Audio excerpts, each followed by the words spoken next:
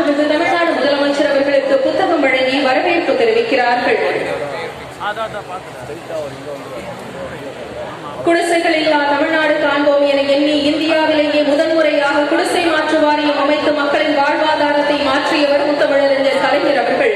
இன்று அந்த வாரியத்தை மட்டுமல்லாமல் தமிழ்நாடு நகர்ப்புற வாழ்விட மேம்பாட்டு வாரியம் என வார்த்தையாலும் வலுப்படுத்தியவர் நம் மாண்புமிகு தமிழ்நாடு முதலமைச்சர் அவர்கள்.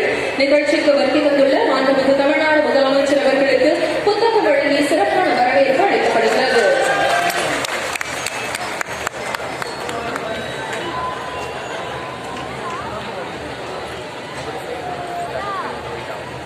எல்லோருக்கும் எல்லாம் எனும்